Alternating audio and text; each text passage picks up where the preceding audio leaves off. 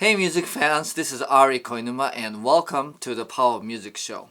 Today we are going to take a deeper look at Ozzy Osbourne's No More Tears and my insights about why this song is so powerful.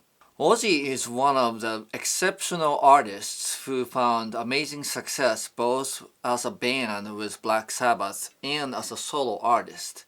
I tend to think that you can consider it a talent to be able to attract some high caliber collaborators, and Ozzy has that in spades. And as a guitar player, I mean, obviously Ozzy had a string of just iconic guitar players collaborating with him, and obviously I've never met him, so I don't know what it is about him, but apparently he is just somebody who attracts some really creative minds as rock musicians. His early work with Randy Rhoads is the most well known, but this one from the 90s with Zakk Wylde is, in my mind, just as accomplished of a song. And when I came late to this song, and when I first discovered it, I was like, wow, this is really amazing song, and I really got really excited about it. And it just incorporates a number of what I think is best practice for creating a powerful rock song. So I'm excited to share my thoughts on it.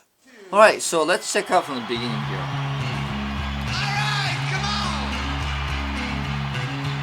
Alright, immediately, what do you notice about this intro? The main riff is in the bass. Mike Innes, who now plays in Alice in Chains, wrote that riff. Okay, so there are a number of songs with great iconic bass riffs, like U2's New Year's Day comes to my mind. But it's compared to a number of guitar riff based rock songs. There are not as many bass riff based rock songs. And I think it's a missed opportunity. I would really love to encourage our rock bass player colleagues to just get creative and come up with more riffs here, because the rhythm section in music is like the foundation of the song. The drums and the bass are like the foundation of the house on which the rest of the music is built on. When the foundation is doing something distinctive or recognizable or iconic, like with this song, it just lifts up the quality of the whole song, and it sort of really contributes to the chance of that song becoming really catchy, recognizable, and impactful. But not only that, throughout the song, the rest of the instruments, guitar or the keyboard, never double the bass riff. In rock music, as you know, the most conventional, predictable thing is for the guitar player to come up with the main riff and the bass player to play along. And I'm not saying that it's a bad practice. It works most of the time. It's tried and true. But when the guitar and bass play the same thing, it just feels like it's one layer, right? So like when they're doing that, and if it's like an intro and the singer is not singing, you basically have two layers of the music. The riff and then the drums. Again, it works, but then when the guitar and bass are doing something different, or the bass and guitar and keyboard are all doing something different, obviously there are more than two layers in that case, and then it makes the music a lot richer. I'm not saying that the guitars and bass shouldn't double, but in my mind, from arrangement perspective, you really want to think about it and then make sure that there is a good reason why the guitar and bass should double their parts to sort of make certain point or to sort of contrast with other parts of the song. Otherwise, it feels like it's a bit of a fallback or just, doing what's expected kind of thing. And to me, it just can come across like a missed opportunity. So as a demonstration in terms of what this might have sounded like if they went the predictable route of having the guitar double the bass riff, I put together a quick demo for you. It goes like this.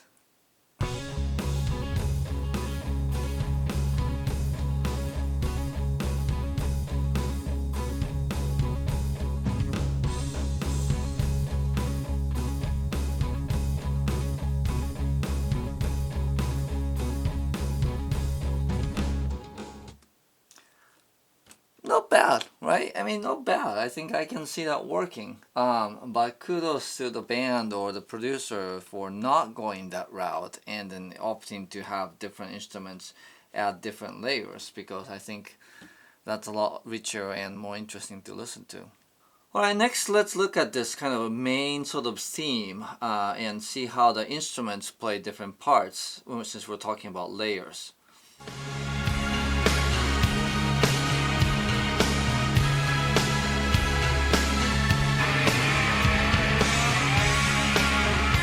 Alright, so when you listen to that, obviously the drums are holding a steady beat, just being the foundation, and then on top of that the bass has the catchiest part. But the bass sounds really actually rather clean in the song, doesn't it?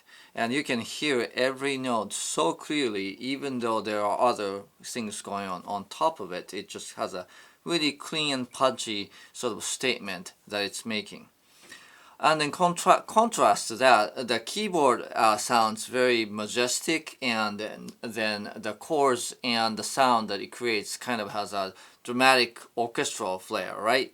And then contrast with that is that the guitar is this raspy, muscular kind of sound.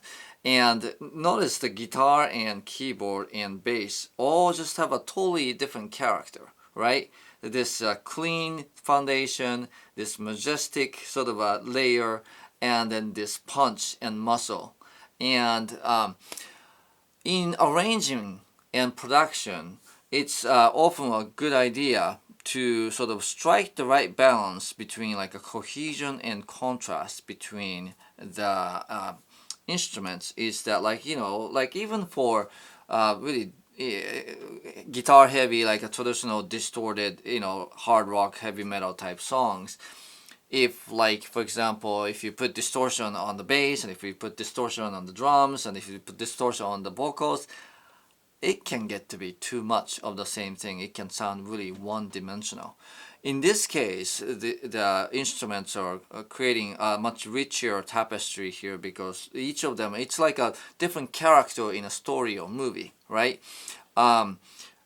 Just creating a very different sound, but yet they kind of complement each other. And I just think this is a very brilliantly done in terms of both arranging and production. Alright, now we're going to fast forward to the bridge here.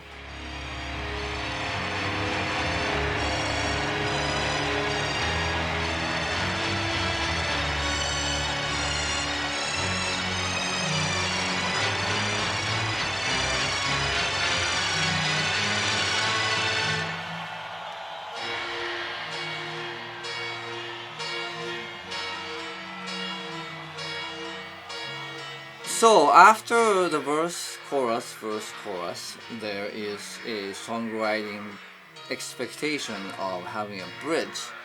And the bridge is typically a part where you are trying to break the monotony or predictability of verse-chorus pattern, right? And this one does that in spades, in that the song takes a left turn, the majestic keyboard totally take over into kind of a quasi tongue-in-cheek, Beatles-esque kind of a keyboard orchestral part. Music serves many different purposes. Like for example, there could be like a dance music or background music and things like that. The rock music's primary purpose, believe it or not, is to be listened. And you might go duh, but like, you know, if the song was made for like a dance, you know, maybe it's not necessarily to listen to, it's more to move your body against. Rock and roll, you could dance to it or mosh to it or headbang or whatever, but it's primarily music for listening. And when you want to be listened, it's a best practice to have different sections of the song that kind of have a really clearly delineated sections, right? You can tell, you go from verse to chorus, chorus to bridge, bridge back to chorus, outro, guitar solo, what have you, right? Because the difference between the sections keeps the listener interested. If everything was like really same, I mean, there are plenty of songs that are built on same, you know, single chord progression and, you know, same kind of continuous motif or pattern. Don't get me wrong, it can be done, but just as unless you're going for that, I think the general sort of direction you want to take is to have clearly delineated sections. And because the bridge takes such a departure from the rest of the song, when the song comes back to the third verse, comes back to the main riff, then you just welcome that return, right? If the song didn't take that detour, the main material will feel stale at that time. And speaking of riff and material, let's listen to this ending.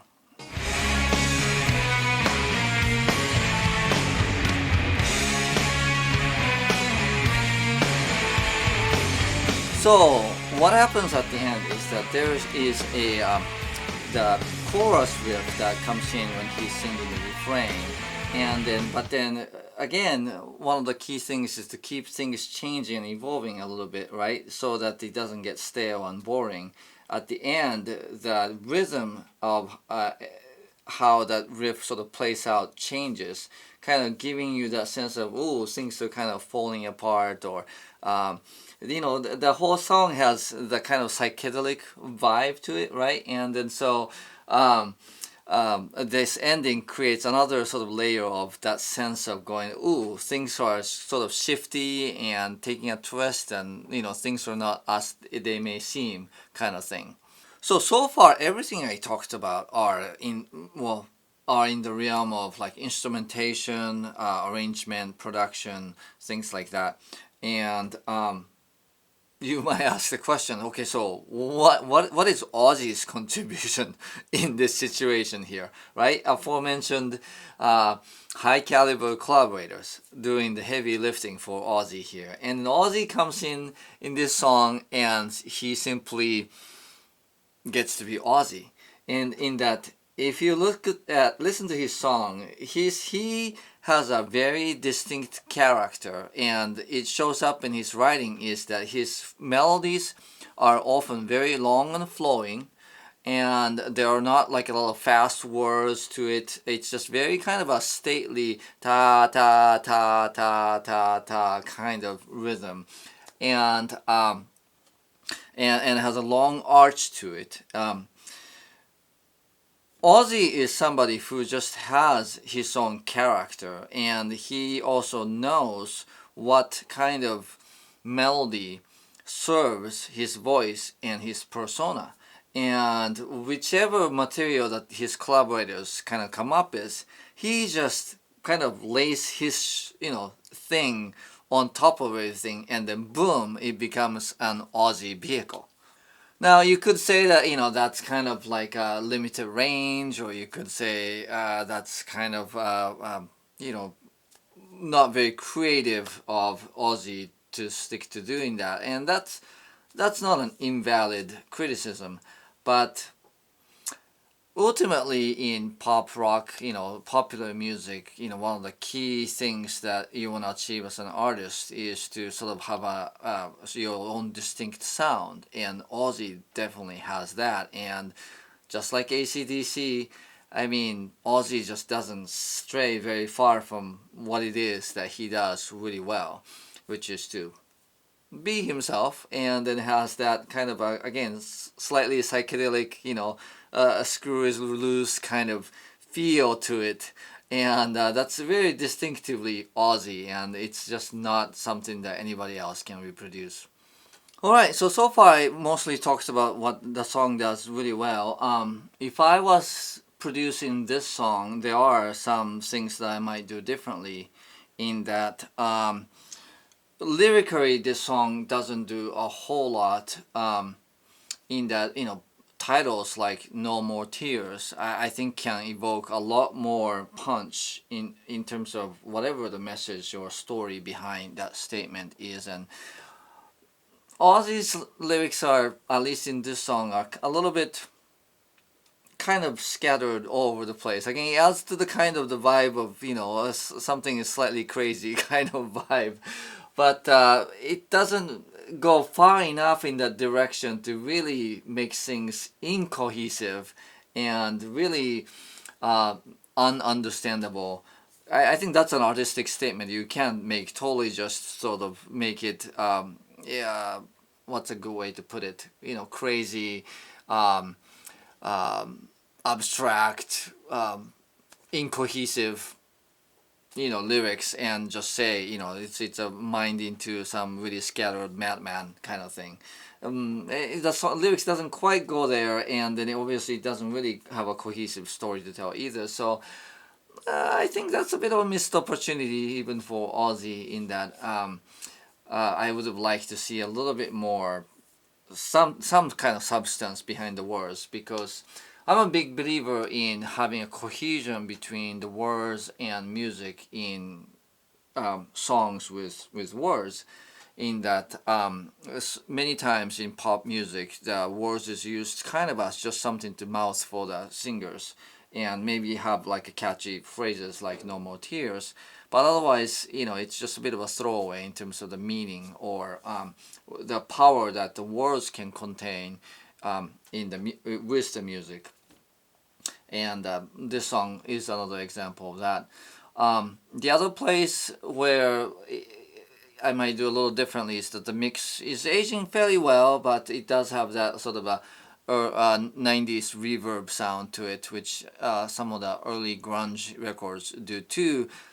It's a sound of its time. It's not bad, but the thing about reverb is that reverb makes, while it gives a depth, it kind of loses definition as well. And in my mind, the best practice is to use reverb sparingly, have a sense of depth in terms of what instruments are close to you versus what instruments are farther away, so that again, you get the sense that the musical layers are not just left and right, but also like close and then far away kind of thing. And I'm not hearing too much of that in this particular mix. But man, the bass riff, the keyboard part, and then the guitar part, and the guitar solo in my particular, it hits my sweet spot, and there's just a lot going for in this song, and no wonder it's one of the songs that people seem to really look forward to when they see Ozzy live. As far as scoring the components of music making, in the songwriting category, I gave the harmony 8, because I think it's really neat how the bass riff kind of sets the foundation, but then the keyboard kind of sits on top on doing its own thing, and there are some really interesting harmonies in there. Melody, I give it a 7, in that the vocal melody, while catchy, I think is not perhaps exceptional. Lyrics, I went down to actually 4. Like I said, it's I think that's an area that I think could be a lot improved. And then the core identity, as in like the main riff and stuff, it's really iconic, so I gave it a 9. And then so songwriting kind of averages out to about 7, and then arrangement, I gave it a 9, because I think it's really accomplished arrangement, how different instruments play their different roles and complement each other. I think it's really expertly done.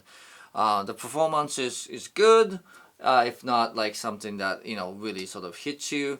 I would say the guitar solo is a standout. I also like how the drums keep it really simple, but you get the sense of really hard hitting drums from Randy Castillo there.